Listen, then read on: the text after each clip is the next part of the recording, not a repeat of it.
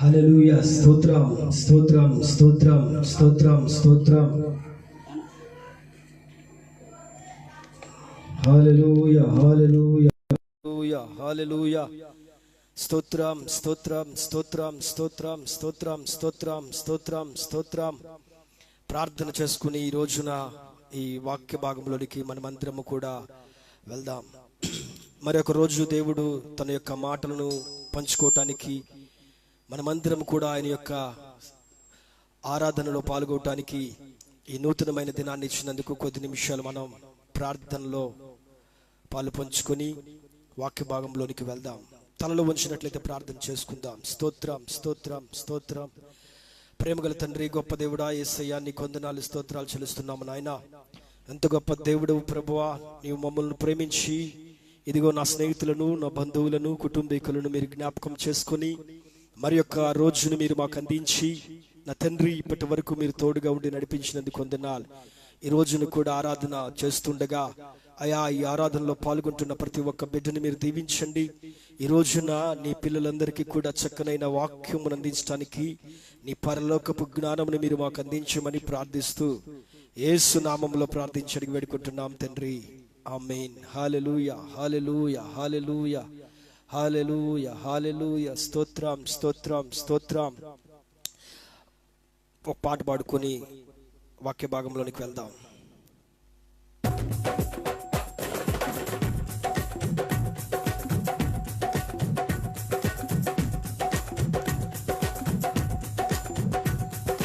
రాజాని భవనములో రేయింబగలు వేచియుందును, రాజాని భవనములో రేయింబగలు వేచియుందును, స్తుతించి ఆనందితును, చింతలు మరచెదను, స్తుతించి ఆనందితును, చింతలు మరచెదను. ఆరాధనా ఆరాధనా అబ్బా తండ్రి నీకేనయ్యా, ఆరాధనా ఆరాధనా అబ్బా తండ్రి నీకేనయ్యా. రాజాని భవనములో రేయింబగలు వేచియుందును, రాజాని భవనములో రేయింబగలు వేచియుందును. నా బలమా నా కోట ఆరాధనా నీకే, నా దుర్గమా ఆశ్రయమా ఆరాధనా నీకే, నా బలమా నా కోట ఆరాధనా నీవే, నా దుర్గమా ఆశ్రయమా ఆరాధనా నీకే, స్తుతించి ఆనందింతును, నా చింతలు మరచెదను, స్తుతించి ఆనందింతును, నా చింతలు మరచెదను. ఆరాధనా ఆరాధనా అబ్బా తండ్రి నీకేనయ్యా, ఆరాధనా ఆరాధనా అబ్బా తండ్రి నీకేనయ్యా. రాజాని భవనములో రేయింబగలు వేచియుందును, రాజాని భవనములో రేయింబగలు వేచియుందును, స్తుతించి ఆనందింతును, చింతలు మరచెదను. ఆమేన్. స్తుతించి ఆనందింతును, నా చింతలు మరచెదను. ఆరాధనా ఆరాధనా అబ్బా తండ్రి నీకేనయ్యా. ఆరాధనా ఆరాధనా అబ్బా తండ్రి నీకేనయ్యా. ఆరాధనా ఆమేన్ ఆరాధనా అబ్బా తండ్రి నీకేనయ్యా. స్తుతించి ఆనందింతును, నా చింతలు మరచెదను. స్తుతించి ఆనందింతును, నా చింతలు మరచెదను. ఆరాధనా ఆరాధనా అబ్బా తండ్రి నీకేనయ్యా. ఆరాధనా ఆమేన్ ఆరాధనా అబ్బా తండ్రి నీకేనయ్యా. స్తోత్రం తండ్రి, నీకు స్తోత్రం నాయనా. యేసు నీకు వందనాలు, స్తోత్రాలు చెల్లిస్తున్నాము నా ప్రభువా, నీకు వందనాలు.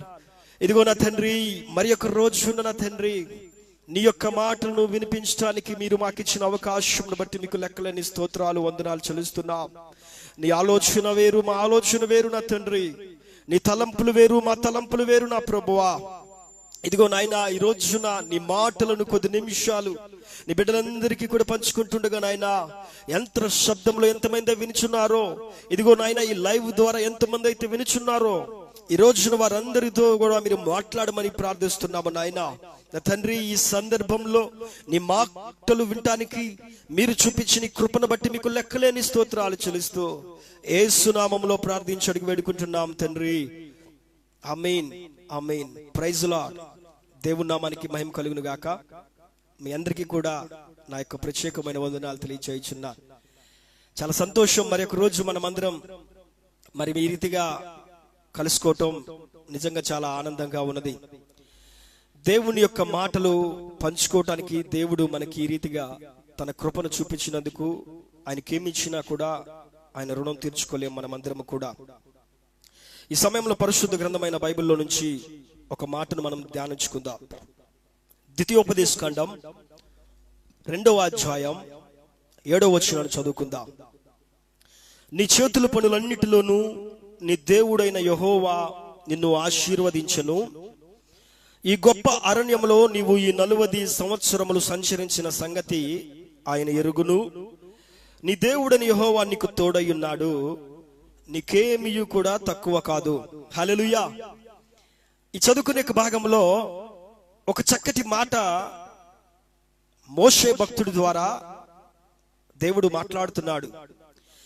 ఈ 40 సంవత్సరాలు నీ దేవుడైన యెహోవా నీకు తోడయ్యున్నాడు కాబట్టి నిన్ను ఆయన ఆశీర్వదించి ఈ అరణ్యములో దేవుడు నిన్ను సంచరింపచేసి నీకు తోడుగా ఉండి నీకేమీ కూడా తక్కువ కాకుండా చూసుకున్నాడు అనే మాట ఇక్కడ మనం చూస్తున్నాం.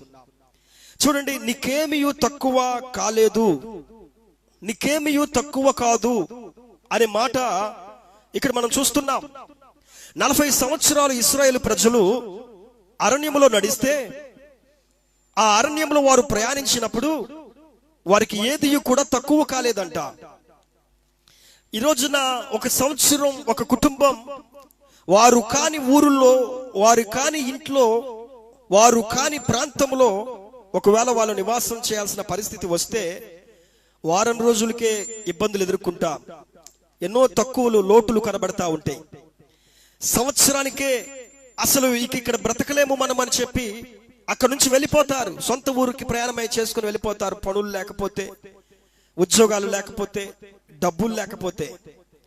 కానీ ఇశ్రాయేలు ప్రజలు ఇక్కడ యొక్క భాగంలో మనం చూస్తే 40 సంవత్సరాలు వారు అరణ్యంలో నడిస్తే ఆ 40 సంవత్సరాలలో కూడా దేవుడు వారికి ఏది కూడా తక్కువ కాకుండా కాపాడాడంట. హల్లెలూయా హల్లెలూయా. 40 సంవత్సరాలు ఏ విషయంలో కూడా, ఆహారం విషయంలో కానీ, ఆరోగ్యం విషయంలో కానీ, వారు నడిచే విషయంలో కానీ, వారు నివాసములు ఏర్పరచుకునే విషయంలో కానీ, వారు ఏర్పరచుకున్న ప్రతి విషయంలో వారు చేసే ప్రతి పనుల విషయాలలో ఏది కూడా తక్కువ కాకుండా దేవుడు కాపాడాడంటే ప్రియులారా. తక్కువ చేసేవాడు కానే కాదు మన దేవుడు, సమస్తమును కూడా ఎక్కువగా చేసేవాడు మన దేవుడు. హల్లెలూయా, హల్లెలూయా.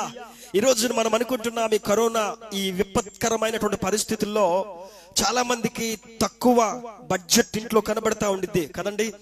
ఆ ఆహారం కొనుక్కోవాలంటే బడ్జెట్ సరిగా ఉండదు, ఏదైనా వస్తువులు కొనుక్కోవాలంటే సరైన డబ్బులు లేక, తినటానికి తిండి సరిగా లేక, ఇంట్లో తండ్రి యజమానుడు ఆ తల్లి చాలా కొంచెం కొంచెం ఆ పిల్లలకి పెట్టుకుంటూ బడ్జెట్ ను ఉన్నంతలో వారు ఆహారాలు తగ్గించుకుని బ్రతుకుతున్న వారు చాలా మంది ఉంటారు ప్రియులారా. ఇటువంటి కరువు దినాలలో కూడా ఈ రోజున మనము బ్రతకగలుగుతున్నామంటే, ఇటువంటి తెగులు వల్ల పనులు లేక ఇబ్బందులు పడుతూ మనం ఈ రోజున ఇలాగ ఉన్నాము అని అంటే ఇది కేవలం దేవుని యొక్క కృపే ప్రియులారా. పనులు లేవు, ఉద్యోగాలు లేవు, వ్యాపారాలు లేవు, ఏ విషయంలో కూడా మనిషి ముందుకు వెళ్ళలేని పరిస్థితుల్లో కూడా ఈ రోజున 3 పూట్ల తినగలుగుతున్నామని అంటే, ఏది తక్కువ కాకుండా ఉన్నంతలోనే మనం ఇంత సమృద్ధిని కలిగి ఉన్నామంటే ఇది కేవలం దేవుని యొక్క కృప. హల్లెలూయా, హల్లెలూయా. అందుకే ఈ యొక్క మాటల్లో ఇక్కడ అంటున్నాడు, ఏమంటున్నాడంటే, నీ దేవుడైన యెహోవా నీకు తోడుగా ఉన్నాడు కాబట్టి నీకేది కూడా తక్కువ కాదు. హల్లెలూయా, నీకేది కూడా తక్కువ కానే కాదు ప్రియులారా. ఇశ్రాయేలు ప్రజలు ఒక రోజున సీను అనే అరణ్య ప్రాంతం దగ్గరికి రావాల్సిన పరిస్థితి ఏర్పడింది. వారు ఎలీము నుండి ప్రయాణమైపోయి సీను అనే ఒక అరణ్య ప్రాంతంలో, ఎలీముకు సీను అనే అరణ్య ప్రాంతానికి మధ్యలో వారి గుడారం వేసుకుని దిగాల్సిన పరిస్థితి ఏర్పడింది. అక్కడికి వచ్చినప్పుడు ఇశ్రాయేలు ప్రజలంట కొంచెం సనుగుతా ఉన్నారంట. ఎందుకు వాళ్ళు సనుగుతున్నారు అని అక్కడ చూస్తే, ఆ సీను అరణ్యంలో వారికి ఆహారము కొదువుగా ఉన్నది. ఆహారము వాళ్ళకి కొదువుగా ఉంటే దేవుని దూషించడం ప్రారంభించారంట. ఏం దేవుడయ్యా, ఇదిగో అక్కడైతే ఐగుప్తులో మేము కడుపు నిండా భోజనం చేసేవాళ్ళం, కానీ ఇప్పుడు ఇక్కడ మాకు భోజనం లేదు. ఏం దేవుడు, ఆహారం లేదు, ఏం లేదు, తినడానికి సరైనటువంటి వస్తువులు లేవు, ఇక్కడ దాకా తీసుకొచ్చావు అరణ్యములో, మరి ఇప్పుడు మా పరిస్థితి ఏంటి, మమ్మల్ని ఎవరు పట్టించుకుంటారయ్యా అని చెప్పి వాళ్ళు చాలా మోషేను దేవుణ్ణి సొనుగుతా ఉన్నప్పుడు మోషే దేవుని వైపు తిరిగి మొరపెట్టాడంటండి. మోషే దేవుని వైపు తిరిగి, ప్రభువా ఈ ప్రజలేంటి నాయనా, వీళ్ళ పరిస్థితి ఏంటి తండ్రి, వీరు ఈ రీతిగా చేసే ఈ నినాదాలు ఏంటి నాయనా, ఒకసారి మీరు చూడండి దేవా అని చెప్పి దేవునికి ప్రార్థించినప్పుడు దేవుడు అక్కడ మోషేతో చెప్తున్నాడు ఒక చక్కటి మాట. అలాగే అక్కడున్న ఇశ్రాయేలు ప్రజలందరికీ కూడా చెప్పి, సమాజం అందరినీ కూడా కూడబెట్టుకొని ఇక్కడికి తీసుకొని రా, రేపు నేను వారి జీవితంలో చేసే కార్యాలు వారు చూస్తారు అని చెప్పని అంటాడు. హల్లెలూయా, హల్లెలూయా. చూడ ఒక్క మాట మనం చూద్దాము. నిర్గమకాండం 16వ అధ్యాయము 17-18 వచ్చిన నేను చదువుతాను, చూడండి. ఇశ్రాయేలీలు అట్లు చేయగా కొందరు హెచ్చుగాను కొందరు తక్కువగాను కూర్చుకొనిరి. వారు ఓమేరుతో కొలిచినప్పుడు హెచ్చుగా కూర్చుకొనిన వానికి ఎక్కువ మిగలలేదు, తక్కువగా కూర్చుకొనిన వానికి తక్కువ కాలేదు. వారు తమ తమ ఇంటి వారి భోజనమునకు సరిగా కూర్చుకొని ఉండిరి. హల్లెలూయా. ఇశ్రాయేలు ప్రజలు ఆ రీతిగా సనిగినప్పుడు దేవుడంట ఉదయకాలమునే వారు నిద్ర లెగవక ముందే పరలోకము నుంచి, ఆకాశము నుంచి మన్నాను, తెల్లటి మంచు వలె ఉన్నటువంటి మన్నాను, దేవదూతల ఆహారంను దేవుడు కుమ్మరించాడంట. ఇశ్రాయేలు ప్రజలు ఎక్కడైతే ఉన్నారో ఆ సీను అరణ్యంలో, ఆ ప్రాంతంలో దేవుడు కుమ్మరించినప్పుడు ఒక్కొక్కరు గుడారం బయటకు వచ్చి చూడగా భూమి మీద తెల్లటి మంచు వలె కొత్తిమీర గింజల వంటి ఆహార పదార్థము వాళ్ళకి అక్కడ కనబడిందంట. ఆ భోజనము దగ్గరికి వెళ్ళి వాళ్ళందరూ ఆశ్చర్యపడి వాటిని వారి యొక్క గిన్నెల్లో వారు తోడుకుంటూ ఉన్నటువంటి సందర్భంలో ఎక్కువ కూర్చున్న వారికి ఎక్కువగాను, తక్కువ కూర్చున్న వారికి తక్కువగాను కాకుండా సమృద్ధిగా ఆయన పెట్టి పోషించినట్లుగా ఈ భాగంలో మనం చూస్తున్నాం. ఎంత గొప్ప దేవుడో మన దేవుడు, ఒక్కసారి ఆలోచన చేయండి ప్రియులారా. ఆయన తక్కువ చేసేవాడు కాదు. ఆయన తన పిల్లలకి పస్తులుంచి, పస్తులతోనే మీరు బ్రతకండి, ఈ రీతిగానే మీరు జీవించండి అని చెప్పి వారిని వదిలేసేవాడు కానే కాదు ప్రియులారా. ఆయన తక్కువ చేసి తక్కువతోనే బ్రతకండి అనేవాడు కాదు ప్రియులారా. ఎవరైతే ఆయనను ఆశ్రయించారో, ఎవరైతే ఆయనను నమ్ముకుని ఉన్నారో, ఆయన నమ్ముకున్న ప్రజలకు ఏది కూడా కొదువ చేసి ఆయన ముందుకు నడిపించేవాడు కాదు. ఈ రోజు నీ కరువు పరిస్థితుల్లో కూడా మనము సంతోషంగా ఉన్నామంటే ఇది కేవలం దేవుని యొక్క కృప కాబట్టే పిల్లారా. ఆయన కృప మన మీద ఉండబట్టే ఇంత సంతోషంగా ఉన్నాం. ఆ రోజున ఇశ్రాయేలు ప్రజలు ఆశ్చర్యపోయారు. అరే, మనము ఇట్లాగ దేవుణ్ణి అడిగాం, ఇలాగ మోషేను దూషించాం, ఈ రీతిగా దేవుని నామాన్ని అవమానపరిచాం, కానీ దేవుడెంత కృప కలిగిన వాడు, దేవుడెంత ప్రేమ కలిగిన వాడు అని చెప్పి ఆ కుమ్మరించబడిన మన్నాను చూసి ఆశ్చర్యపోయారు. ఎక్కువ కాకుండా తక్కువ కాకుండా వారికి కావలసిన సమృద్ధిని, ఏ రోజు ఏమి కావాలో 40 సంవత్సరాలు దేవుడు వారికి సహాయం చేసుకుంటూ తీసుకుని వచ్చాడంట. అంతేకాదు, వారు మోషే మీద మరలా సొనిగారంట. ఐగుప్తులో మాకు అక్కడ కాయకూరలు ఉన్నాయి, దోసకాయలు ఉన్నాయి, కూరాకులు ఉన్నాయి, కానీ ఇక్కడ మాకు ఏవి లేవే, ఇవేవి కూడా మాకు సరైన మాంసం లేదు, మాంసం తినక ఇన్ని రోజులు అవుతుందని చెప్పి సనిగినప్పుడు అక్కడ దేవుడు అంట వారి మధ్యకు పూరేడు పక్షులు తెప్పించినట్లుగా మనం బైబిల్లో చూస్తాం. వాళ్ళు అంటారు మోషేతో, ఏమయ్యా మోషే, ఇప్పుడు మేము జీవితకాలం అంతా సముద్రపు చేపలు పట్టుకొని తినాలా? మేము తెచ్చుకున్న ఐగుప్తు నుంచి తెచ్చుకున్న ఆ గొర్రె మేకలను మేము ఇక్కడ భోంచేసుకొని తినాలా? మా సంపద అంతా మేము పోగొట్టుకోవాలా? దేవుడు ఏదో పోషిస్తారన్నాడు కదా, 4 రోజులు మాంసం మాకు ఇస్తారన్నాడు కదా, ఏది ఆయన ఇచ్చే మాంసం ఎక్కడ అని చెప్పి మరలా దేవుని సొనుగుతుంటే ఆ సంఖ్యాకాండంలో ఉండేది 11వ అధ్యాయము 21, 22, 23 వచనాలు మీరు చూస్తే, మోషే ఆ జనుల మధ్య ఉన్నాను, అందుకు మోషే, నేను ఈ జనుల మధ్య ఉన్నాను, వారు 6 లక్షల పాదచారులు, వారు 4 దినములు తినుటకు వారికి మాంసం ఇచ్చదు అని చెప్పితివి, వారు తృప్తిగా తిన్నట్లుగా వారి నిమిత్తము గొర్రెలను పశువులను చంపవలన, వారు తృప్తిగా తిన్నట్లుగా సముద్రపు చేపలను వారి నిమిత్తము కూర్చోవలన అనెను. అందుకు యెహోవా మోషేతో ఇట్లనెను, యెహోవా బాహుబలము తక్కువైనదా? నా మాట నీ ఎడల నెరవేరునో లేదో ఇప్పుడు చూచెదవు. హల్లెలూయా. దేవుడు అన్నాడు, నా బాహుబలము తక్కువైనది అనుకుంటున్నావా? నువ్వు నా యొక్క బలము తక్కువగా ఉన్నది అనుకుంటున్నావా? ఇదిగో నా బలము తక్కువ చేయబడింది అనుకుంటున్నావా? ఇప్పుడు మీరు చూస్తారు, ఇప్పుడు ఇశ్రాయేలు ప్రజలు చూస్తారు నీ దేవుని యొక్క శక్తి ఏమిటో, నీ దేవుని యొక్క బలం ఏమిటో, ఆయన ఎంత గొప్ప బల శౌర్యము కలిగిన వాడో ఇప్పుడు ఆ ప్రజలందరూ చూస్తారు, వారందరూ గమనిస్తారు అని చెప్పి పూరేడు పక్షులను దేవుడు అక్కడ వారి మధ్య ఉండేటట్టుగా కొన్ని లక్షల పక్షులను దింపినప్పుడు వాటిని పట్టుకొని వారు తృప్తిగా మాంసంను భుజించినట్లుగా బైబిల్లో మనం చూస్తాం. పుల్లారా, ఆయన బాహుబలము తక్కువ కాదు, ఆయన బాహువు, ఆయన చూపించే కృప ఏ విషయంలో కూడా తక్కువగా చూపించేవాడు కాదు. అదే మోషేతో చెప్తున్నాడు, నేను నా ప్రజలకు తక్కువగా చూపించేవాడు అనుకుంటున్నావా? నేను నా బిడ్డలకు తక్కువగా చూపించి ముందుకు నడిపించేవాడిని అనుకుంటున్నావా? నా బాహుబలము తక్కువగా ఉండనే ఉండదు. మోషే నువ్వేమనుకుంటున్నావు? నా ప్రజలైన ఇశ్రాయేలు ప్రజలు, వారికి ఏ విషయంలో కూడా నేను తక్కువ చేయను, కొదువ చేయను. ఎందుకంటే నేను వారికి యజమానిగా ఉన్నా, నేను వారికి కాపరిగా ఉన్నా, నేను వారిని ఇప్పటి వరకు ముందుకు నడిపించిన వాడను, వారికి రాబోయే రోజులు కూడా సమృద్ధినిచ్చేవాడను. నా బాహుబలం ఏమన్నా తక్కువైనదా అని చెప్పి మోషేతో చెప్పి పూరేడు పక్షులను అక్కడ దింపినప్పుడు వారు ఏమైతే అడిగారో ఆ మాంసము వారికి కడుపు నిండా తినేటట్టుగా ఏర్పరచబడిందంట. ఆహారము కావాలన్నప్పుడు సమృద్ధికరమైనటువంటి ఆహారాన్ని ఇచ్చాడు. అక్కడ దేవుడు తక్కువ కాకుండా ఇచ్చినట్టుగా మనం చూసాం. మాంసం కావాలన్నప్పుడు ఇప్పుడు దేవుడు అక్కడ వారికి తక్కువ కాకుండా తన బాహుబలము చూపించి సమృద్ధి నుంచి ముందుకు నడిపించినట్లుగా ఇక్కడ మనం చూస్తున్నాం.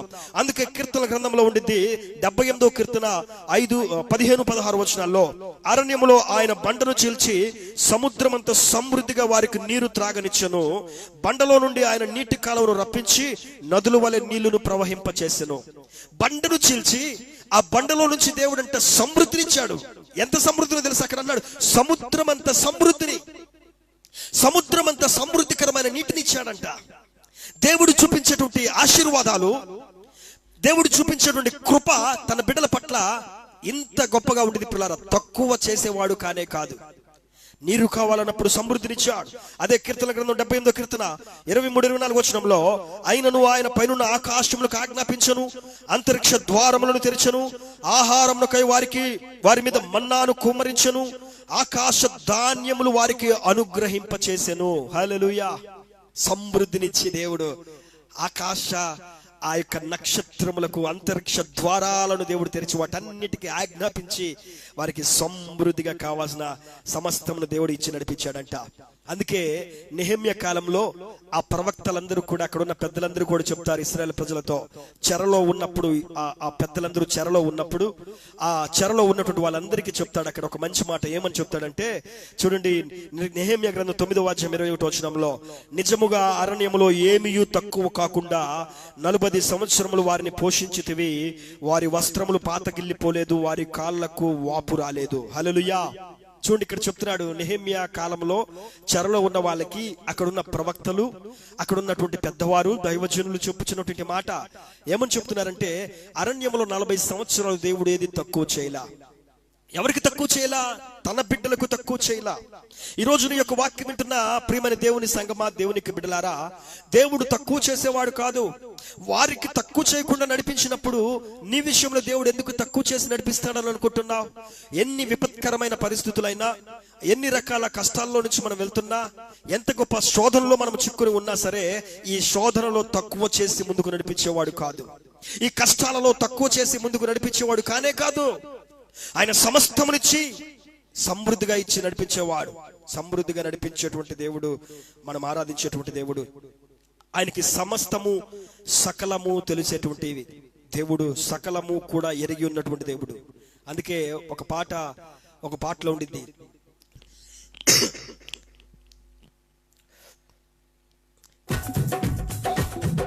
సర్వకృపానిధివి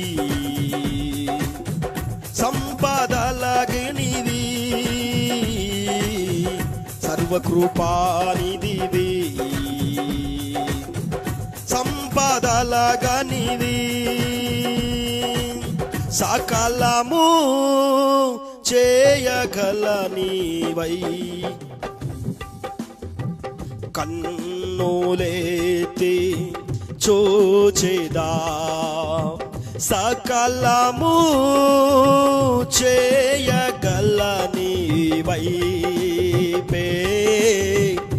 కన్నులెత్తి చూచెదా, కలవరపడినే కొండల వైపు నా కన్నులెత్తుదునా, కొండల వైపు నా కన్నులెత్తి, కోదువతో నేను కుమిలెదనా, కోదువతో నేను కుమిలెదనా. హల్లెలూయా. సకలము చేయగలిగిన దేవుడు మనతో ఉండగా కొదువుతో మనల్ని దేవుడు ఉంచుతాడా? ఒక్కసారి ఆలోచన చేయండి ప్రియులారా. ఆయన సమస్తమును మనకు అందించి సమృద్ధిగా మనకు ముందుండి నడిపించేటువంటి దేవుడు, మనం ఆరాధించే దేవుడు. అందుకే నెహెమ్యా కాలంలో ఉన్న భక్తులు చెప్తున్నారు, ఆయన సమృద్ధిగా ఇచ్చి నడిపించేవాడు అని చెప్పి. ఆయన సంతోషమునిచ్చి నడిపించేవాడు. 40 సంవత్సరాలు ఏది తక్కువ కాకుండా దేవుడు చూసుకున్నాడు కదా. ఏ విషయంలో దేవుడు కొదువు లేకుండా చేశాడు కదా. ఏది తక్కువ కాకుండా ఆయన మనల్ని నడిపించి వస్త్రములు పాతకెళ్ళిపోయేటట్టుగా చేయలేదు. అలాగే కాళ్ళకు వాపు రాకుండా దేవుడు నడిపించాడు. హల్లెలూయా. ఇది గొప్ప విషయం. వాళ్ళు నడిచినప్పుడు 40 సంవత్సరాల్లో కూడా వారి కాళ్ళకు వాపు రాలేదంట, వారి బట్టలు పాతకెళ్ళలేదంట. అంటే ఈ యొక్క వాక్యం ఏం తెలియజేస్తుందంటే, నిన్ను నడిపించేవాడు నిన్ను మర్చిపోయేవాడు కాదు. నిన్ను నడిపించేవాడు నీ విషయాన్ని పట్టించుకోకుండా ఉండేవాడు కాదు. నిన్ను పోషించేవాడు నిన్ను ప్రక్కన పెట్టి ఆయన వెళ్ళిపోయేవాడు కాదు. నీ విషయంలో, అది ఆరోగ్య విషయంలో కానీ, అది అంతస్తు విషయంలో కానీ, అది కావలసినటువంటి ప్రతి విషయంలో కూడా ఆయన సమృద్ధినిచ్చి నిన్ను ముందుకు నడిపించేవాడు మన దేవుడు ప్రియులారా. ఏ విషయంలో తక్కువ చేసేవాడు కాదు, తక్కువ చేసేవాడు కాదు. అందుకే ఈ యొక్క భాగములు మనం చూసినట్లయితే 34వ కీర్తన 9-10 వచనాలు, యెహోవా భక్తులారా ఆయన యందు భయభక్తులు ఉంచుడి, ఆయన యందు భయభక్తులు ఉంచువానికి ఏమీ కొదువలేదు. సింహపు పిల్లలు లేమి గలవై ఆకలిగొనునేమో, యెహోవాను ఆశ్రయించి వారికి ఏ మేలు కొదువై ఉండదు. హల్లెలూయా. ఆయనను ఆశ్రయించి వారికి ఏ మేలు కొదువై ఉండేదిగా ఉండదు. అంతా కొదువ చూపించేవాడు కాదే కాదు ప్రియులారా. ఆయన యందు భయభక్తులు ఉంచువానికి ఏమీ కొదువ ఉండదు, ఏమీ తక్కువగా ఉండదు. సమృద్ధినిచ్చి నడిపించేవాడు, పస్తులు పెట్టి ముందుకు తీసుకెళ్లేవాడు కానే కాదు ప్రియులారా. బైబిల్ గ్రంథంలో మనం చూసినట్లయితే తూరు సీదోను ప్రాంతంలో మరి సారెపతు అనే విధవరాలు మనకి కనబడతా ఉండేది ప్రియులారా. దైవజనుడైనటువంటి ఏలియాను ఆమె దగ్గరికి పంపించాడు దేవుడు కరువు దినాలలో. ఆమె పరిస్థితి చాలా కరువులో చిక్కుని ఉన్నది. ఈ విధవరాలు సారెపతులో ఆ రోజు బుడ్డులో ఉన్న కొంచెము నూనెను తొట్టులో ఉన్న పట్టెడి పిండిని తీసుకొని పుల్లలేరుకొని ఆ అప్పముగా కాల్చుకొని తను తన బిడ్డ ఆ రోజున తిని రేపటి రోజున చచ్చిపోదాం అనుకొని కట్టెలేరుకోవటానికి వచ్చింది. అటువంటి పరిస్థితుల్లో ఆ తల్లిగారు కట్టెలేరుకుంటా ఉన్నటువంటి పరిస్థితుల్లో దైవజనుడైన ఏలియా అక్కడికి వెళ్ళాడండి. ఏలియా అంటున్నాడమ్మా, మంచినీళ్ళు తీసుకుని వస్తావా నాకు అని చెప్పనంటే సరేనయ్యా అని చెప్పి ఆమె మంచినీళ్ళు తీసుకుని రావడానికి వెళ్తున్నప్పుడు మరలా దైవజనుడు పిలుస్తున్నాడు, అమ్మా నువ్వు అదే చేత్తో ఒక అప్పము కూడా కాల్చుకొని నా కోసం తీసుకొని రావా అని చెప్పని అంటున్నాడు. ఆమె గుండె పగిలిపోయి ఉండిద్ది. ఆమె అంటుంది, అయ్యా దైవజనుడా, ఒకసారి నా బిడ్డను చూడయ్యా, చిన్నవాడు, వీడిని పోషించుకోవటం కోసం తొట్టులో పట్టడి పిండి మాత్రమే ఉన్నది, బుడ్డులో కొంచెం నూనె మాత్రమే ఉన్నది. ఈ రోజున నేను నా కుమారుడు ఒక అప్పం చేసుకొని తిని వాటితో నా కుటుంబాన్ని ఈ రోజున గడపాలని చెప్పి అనుకున్నానయ్యా. రేపటి రోజున చచ్చిపోదాం అనుకొని ఈ రోజున పుల్లలేరుకోవటానికి వచ్చామయ్యా. ఇంతే ఉంది, మా దగ్గర ఇంకేమీ లేదయ్యానంటే ఏలియా ప్రవక్త అంటున్నాడమ్మా, నువ్వు వెళ్ళి నా కోసం ఒక అప్పము కాల్చుకొని రా, ఆ తర్వాత నువ్వు నీ కుమారుడు వెళ్ళి తినొచ్చు అని చెప్పానంటాడు. సరే, దైవజనుడి మాట ప్రకారంగా ఆమె వెళ్ళిపోయి తొట్టులో ఉన్నటువంటి పిండిని తీసుకొని కొంచెం ముద్దలుగా కలిపితే 2 ముద్దలు కావట్లా, 3 ముద్దలు కావట్లా, అది ఎంత ఒక అప్పముగానే తయారవడానికి ఒక ముద్దగా అయిందంట. అప్పముగా కాల్చి బుడ్డితో ఆ చెంబుతో నీళ్లు తీసుకొని దైవజనుడి దగ్గరికి వచ్చి ఆయన చేతికి ఇచ్చినప్పుడు ఆయన ఆ అప్పమును తిని ఆయన చెప్పుచున్న మాట ఏంటో తెలుసా, అమ్మా ఇక నువ్వు వెళ్ళి నీ కోసం నీ బిడ్డ కోసం అప్పము కాల్చుకొని తిను అని చెప్పంటాడు. మనమైతే ఆ పరిస్థితిలో ఉంటే ఒకసారి ఆలోచన చేయండి. మన వాళ్ళు అంటారు, ఏమయ్యా జోక్ చేస్తున్నావా ఏంటయ్యా, ఇందాకే చెప్పాం కదా నీకు కొంచెం పిండి బుడ్డులో కొంచెం నూనె మాత్రమే ఉన్నదంటే, ఒక్క అప్పం మాత్రమే ఉన్నది, కాల్చుకొని తిని చనిపోదాం రేపు అనుకుంటే నీ కోసం అడిగావు, సరే పోనీలే అని చెప్పి నీ కోసం తెస్తే ఇప్పుడు నువ్వు వెళ్ళి కాల్చుకోనంటావేంటి అని చెప్పి మనం అరుస్తాము, తిడతాము, చీవాట్లు పెడతాం. కానీ ఆ తల్లి విశ్వాసంతో ఇంటికి వెళ్ళి తొట్టిలో ఉన్న ఆ మూతను తీసినప్పుడు తొట్టి మీదది తొట్టిలో ఉన్న ఎక్కడైతే కొంచెం పిండి ఉండాలో ఆ కొంచెము పిండి ఉన్న దగ్గర ఆ నీరు ఉబుకుకుంటూ బయటకు వచ్చినట్లుగా, పిండి ఉబుకుతూ బయటకు వచ్చినట్లుగా మనం చూస్తాం. బుడ్డులో కొంచెం నూనె ఉన్నటువంటి ప్రాంతంలో ఆ బుడ్డి మూత ఓపెన్ చేసి చూస్తే నూనె ఉబుకుకుంటూ పైకి వస్తుందంట. అక్కడ ఉండేది ఒక చక్కటి మాట, ఏమని ఉండిద్దంటే అక్కడ చూడండి, ఆ మొదటి రాజుల గ్రంథం 17వ అధ్యాయము 15-16 వచనం, ఇశ్రాయేలు దేవుడని యెహోవా సెలవిచ్చున్నాడనను. అంతటా ఆమె ఏలియా చెప్పిన మాట చొప్పున చేయగా అతడును ఆమెయు ఆమె ఇంటి వారును అనేక దినములు భోజనము చేయుచూ వచ్చిరి. యెహోవా ఏలియా ద్వారా సెలవిచ్చిన ప్రకారము తొట్టిలో ఉన్న పిండి తక్కువ కాలేదు, బుడ్డులో ఉన్న నూనె అయిపోలేదు. హల్లెలూయా, హల్లెలూయా. తొట్టిలో ఉన్న పిండి తక్కువ కాలేదంట. ఆయన ఏ మాట అయితే చెప్పాడో, నువ్వు వెళ్ళి అప్పము కాల్చుకోమని, ఇంటికి వచ్చి చూసినప్పుడు కరువు దినాలన్నిటిలో పోషించుకోవటానికి కావలసిన సమృద్ధికరమైన సముద్రం అంత సమృద్ధిని దేవుడిచ్చాడంట. సమృద్ధినిచ్చి దేవుడు ఆమెను నడిపించినట్లుగా ఆ భాగంలో మనం చూస్తా ఉన్నాం. పిల్లారా, ఎంత గొప్ప దేవుడో మన దేవుడు ఒక్కసారి ఆలోచన చేయండి. సమృద్ధినిచ్చి నడిపించే దేవుడు మనం ఆరాధించేటువంటి దేవుడు.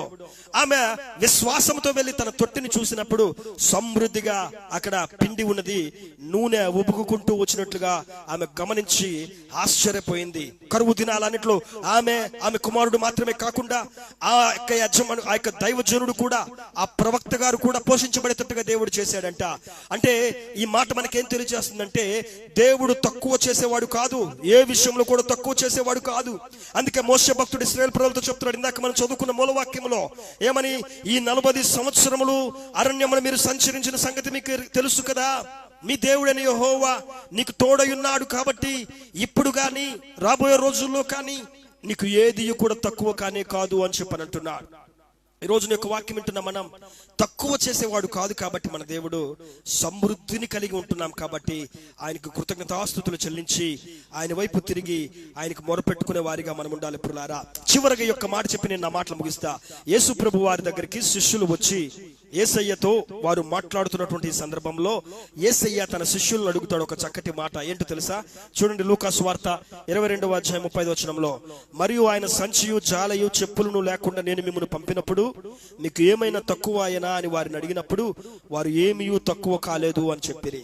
ఇక్కడ యేసయ్య చెప్తున్నాడు, వాళ్ళని అడుగుతున్నాడు, అయ్యా నేను మిమ్మల్ని పంపించాను కదా, నేను మిమ్మల్ని పలానా చోటకి మిమ్మల్ని పంపించినప్పుడు మీరు సంచెను జోలను కానీ ఏది కూడా తీసుకుని వెళ్లకుండా మీరు వెళ్ళండి, నేను చూసుకుంటాను అని చెప్పి అన్నప్పుడు మీకు అక్కడ ఏమైనా తక్కువైనదా అని చెప్పని అడిగితే ఏమీ తక్కువ కాలేదయ్యా అని చెప్పని అన్నారంట. దేవుడు అంత సమృద్ధినిచ్చి తన శిష్యులను నడిపించాడు. బైబిల్ గ్రంథంలో ఆయన బిడ్డలు ఎక్కడైతే ఉన్నారో వారినందరినీ మనం గనక బైబిల్లో గమనించినట్లయితే ఎవరికి కూడా ఏ తక్కువ కాకుండా దేవుడు ముందుకు నడిపించినట్లుగా మనం బైబిల్లో చూస్తున్నాం. కాబట్టి రోజు యొక్క వాక్యం వింటున్న మనం ఆయన నడిపించేవాడై ఉండగా, ఆయన మనల్ని నడిపిస్తూ ఉండగా తక్కువ చేసేవాడు కానే కాదు. ఏ విషయంలో కూడా నీకు తక్కువగా ఉండనే ఉండదు. హల్లెలూయా. నా మాటలను ముగిస్తా ఉన్నాను. అందుకే అపోస్తలుడైన పౌలు గారు అంటాడు ఒక చక్కటి మాట. ఫిలిప్పీయులకు రాసిన పత్రిక 4వ అధ్యాయం 18-19 వచనంలో, నాకు సమస్తమును సమృద్ధిగా కలిగి ఉన్నది, మీరు పంపిన వస్తువులు ఎపఫ్రోదితు వలన పుచ్చుకొని ఏమీ తక్కువ లేక ఉన్నాను. అవి మనోహరమైనవి, సువాసనయు దేవునికి ప్రీతికరముగాను ఇష్టమునై ఉన్న యాగమునై ఉన్నది. కాగా దేవుడు తన ఐశ్వర్యము చొప్పున క్రీస్తు యేసునందు మహిమలో మీ ప్రతి అవసరమును తీర్చును అని అంటాడు. కాబట్టి మీరు పంపించిన వస్తువులతో దేవుడు నాకేది తక్కువ చేయలేదని అంటున్నాడు పౌలు గారు. ఈ రోజున ఈ యొక్క వాక్యం వింటున్న మనల్ని పోషించడానికి దేవుడు ఏది తక్కువ చేయడు. సారేపతు విధవరాల్ని పోషించడానికి దేవుడు ఏలియాని పంపించాడు. ఏలియా ప్రవక్తను కెరీతు వాగు దగ్గర పోషించడానికి దేవుడు కాకోలమును పంపించాడు. అలాగే పన్ను కట్టడానికి ఈ శిష్యుడైనటువంటి పేతురును దేవుడు సముద్రానికి పంపించినప్పుడు దేవుడు చేపను పంపించి చేప నోటు ద్వారా దేవుడు శిస్తు కట్టించినట్టుగా చేశాడు. ఈ రోజున నువ్వు చేసే ప్రార్థనను బట్టి, నీ భక్తి జీవితాన్ని బట్టి నిన్ను పోషించడానికి కానీ, నీ కుటుంబాన్ని పోషించడానికి కానీ, నీ జీవితంలో ఏమైతే కోల్పోయావో వాటన్నిటిని తిరిగి నీకు ఇచ్చే సముద్రం అంత సమృద్ధిని ఇవ్వటానికి, సమృద్ధిగా ఇచ్చి నిన్ను నడిపించడానికి ఆయన మనతో ఉండగా, నడిపిస్తూ ఉండగా ఈ రోజున మనము భయపడాల్సిన అవసరంలా. నడిపించేవాడు ఆయన, నడిచేది మనము. ప్రియులారా, విశ్వాసంతో ముందుకు వెళ్దాం. ఈ తెగులు ఎన్ని రోజులున్నా సరే, బహుశా ఇంకొక 4 రోజులు పొడిగించినా సరే, మన దేవుని యందు మనం ఎప్పుడు కూడా విశ్వాసమును విడిచిపెట్టకూడదు. ఆయన ఉన్న విశ్వాసాన్ని గట్టిగా పట్టుకుందా. మన విశ్వాసాన్ని బట్టి దేవుడు మన జీవితంలో గొప్ప కార్యములు చేస్తాడు. హల్లెలూయా. దేవుడు ఈ యొక్క మాటలను మన వినికిడిలో వర్ధిల్ల చేయునుగాక. ఆమేన్. ప్రార్థన చేసుకుందాం. అందరూ తలలు వంచినట్లయితే చిన్న ప్రార్థన మనం అందరం కూడా ప్రార్థన చేసుకుందాం. ఒకసారి తలలు వంచండి, ప్రార్థన చేసుకుందాం. స్తోత్రం తండ్రి, నీకు స్తోత్రము నాయన. గొప్ప దేవుడా నీకు స్తోత్రం, పరిశుద్ధుడానికి స్తోత్రం. ఈ రోజున చక్కటి మాట ద్వారా నాయనా మీరు మాతో మాట్లాడారు నాయనా. నీకేది తక్కువ కాదు, నీకేమీ తక్కువ చేయను అనే మాట ద్వారా మాతో మాట్లాడావు. యేసయ్యా, నీవు మా మీద చూపించే ప్రేమ చాలా ఉన్నతమైనది నాయనా. కొండ మీద 5 రొట్టెలు 2 చిన్న చేపలు 5,000 మందికి సమృద్ధిగా ఇచ్చి పోషించిన దేవుడవు. అరణ్యములో ఇశ్రాయేలు ప్రజలకు 40 సంవత్సరాలు సమృద్ధినిచ్చి పోషించిన దేవుడవు. కరువు దినాలలో సారేపతు విధవరాలికి సమృద్ధినిచ్చి పోషించిన దేవుడవు. ఈ రోజున మా అందరికీ ఈ వాక్యముల ద్వారా సముద్రం అంత సమృద్ధినిచ్చి పోషించు వాడను నేను అని సెలవిచ్చిన దేవుడవు నాయన. నీకేమిచ్చిన నీ రుణం తీర్చుకోలేము నాయన. నీ బలమైన వాక్కు ద్వారా మాతో మాట్లాడినందుకు వందనాలు. ఈ విన్న వాక్య ప్రకారంగా తండ్రి, నీ బిడ్డలతో మీరు మాట్లాడండి. ఈ వాక్యము ద్వారా బిడ్డలు మీరు ధైర్యపరచండి. వారి జీవితాలలో ఒకవేళ ఏదైనా సమస్యలు ఉన్నాయేమో, ఏమైనా లోటు ఉన్నదేమో, ఏమైనా కష్టాల్లో నుంచి వెళుతున్నారేమో, ఒక్కసారి మీరు చూడండి నాయన. స్తోత్రం స్తోత్రం స్తోత్రం. హల్లెలూయా హల్లెలూయా హల్లెలూయా. తండ్రి, నీకు స్తోత్రం చెల్లిస్తున్నాము నాయన. నీ బిడ్డలు మొర్ర పెట్టుకునే మొరను ఆలకిస్తున్నామని మేము నమ్ముచున్నాం. సమృద్ధిని మీరు దయచేయండి. ఏ కుటుంబం అయితే పనులు లేక బాధపడుతున్నారో, ఏ కుటుంబం అయితే వ్యాపారాలలో నష్టమై బాధపడుతున్నారో, ఏ కుటుంబం అయితే ఉద్యోగాలు లేక వేదన చెందుతున్నారో, వారి పరిస్థితులను చూడండి నాయన. వారి స్థితిగతులను చూడండి నాయన. ఒక్కసారి మీరు చూడండి ప్రభువా. నీ బలమైన కార్యములు మీరు జరిగించమని ప్రార్థిస్తున్నాము నాయన. సింహపు పిల్లలు లేమి కలవై ఆకలి కొరునేమో, నిన్ను ఆశ్రయించు ప్రజలకు పిల్లలకు కొదువ చేయనన్నావు నాయన. ఇదిగో నా తండ్రి, నీ పిల్లలందరికీ నీ యందే నమ్మకం విశ్వాసం ఉంచి నడిచే బిడ్డలందరికీ కూడా సమృద్ధినిచ్చి ముందుకు నడిపించమని ప్రార్థిస్తున్నాము నాయన. స్తోత్రం. ఈ పరిచర్య అనేక మందికి ఆశీర్వాదకరంగా ఉండాలి. విశ్వాసంలో బలహీనులుగా ఉన్న వారికి విశ్వాసంలో బలపరచబడేటట్టుగా ఉండాలి. నశించిపోయే అనేక మందికి నీ వైపు త్రిప్పబడే ఒక బలమైన సాధనముగా ఉండాలి. నీ వాక్కు చేత తెప్పరెళ్ళబడాలి చాలా మంది నాయన. నీలో ఉన్నటువంటి గొప్ప ధైర్యమును మీరు దయచేయండి. కొండల తట్టున కనులెత్తుచున్నాను, నాకు సహాయం ఎక్కడి నుండి వచ్చును అని సెలవిచ్చిన రీతిగా నీ వైపు మేము కనులెత్తి చూస్తున్నాము తండ్రి. మాకు సహాయము నీవే నాయనా, మా పోషకుడు నీవే నాయనా, మమ్మల్ని ఆదుకుని వాడవు నీవే నాయనా. ఈ కరువులో, ఈ తెగులులో మాకు సహాయం చేయగలిగిన దేవుడవు కేవలం నీవు మాత్రమే నాయనా. ప్రార్థనలో ఎంతమంది ఏకీభవించున్నారో, ఈ ప్రార్థనను ఎంతమంది అయితే వీక్షిస్తున్నారో వారందరి జీవితాలలో సమృద్ధిని మీరు దయచేయండి నాయన. నీవు ముందుండి నడిపించండి. ఇశ్రాయేలు ప్రజలు 40 సంవత్సరాలు మీరు నడిపించి తక్కువ కాకుండా చూసుకున్న రీతిగా అయ్యా, ఇదిగో వచ్చే నెల వరకు ఈ తెగులు పోయేంత వరకు కూడా నాయనా నీ బిడ్డలందరికీ మీరు తోడుగా ఉండి సమృద్ధినిచ్చి మీరు నడిపించమని ప్రార్థిస్తున్నాను. ఆయన అలసిన ప్రాణాలకు నెమ్మదిని, సమాధానమును మీరు దయచేయండి. కుటుంబానికి కావలసిన ధైర్యాలను మీరు దయచేయండి. నీ వాక్యములో ప్రతి ఒక్కరూ ఎదుగులాగునా, నీ సత్యము వైపు తిరుగులాగునా మీ కృప చూపించమని, ఎవరికి లేని ధన్యతను ప్రతినిత్యము వాక్యం ప్రకటించడానికి మీరు నాకు ఇచ్చిన కృపను బట్టి నీకు లెక్కలేని స్తోత్రాలు చెల్లిస్తూ, నీ చిత్తమైతే మరలా రేపటి రోజున నీ బిడ్డలకు వాక్యం ఇదే సమయానికి ప్రకటించడానికి మీ కృప చూపించమని, అప్పటి వరకు నా స్నేహితులను, నా బంధువులను ప్రతి ఒక్కరిని నీ కృపలో, నీ కాపుదల్లో భద్రపరచమని ప్రార్థిస్తూ, సమృద్ధినిచ్చి నడిపించమని ప్రార్థిస్తూ యేసు నామములో ప్రార్థించడానికి వేడుకుంటున్నాను పరమ తండ్రి. ఆమేన్, ఆమేన్. మన తండ్రి అయిన దేవుని ప్రేమ, కుమారుడైన క్రీస్తు యేసయ్య వారి కృప, పరిశుద్ధాత్మిక అన్యోన్య సహవాసం ఈ రోజున వాక్యమును అందించిన నాకు, నా కుటుంబానికి, వాక్యమును వినేటువంటి ప్రతి ఒక్కరికి, యంత్ర శబ్దంలో వాక్యం విన్న వారందరికీ, వారి కుటుంబాలకు, మాకు, సకల పరిశుద్ధులకు సదాకాలము తోడయుండి నడిపించునుగాక. ఆమేన్, ఆమేన్. దేవుడు మిమ్మల్ని, మీ కుటుంబాలని ఈ వారమంతా, ఈ రోజంతా భద్రపరిచి కాచి కాపాడుగాక. దేవుడి చిత్తమైతే రేపటి రోజున కలుసుకుందాం. Praise lord.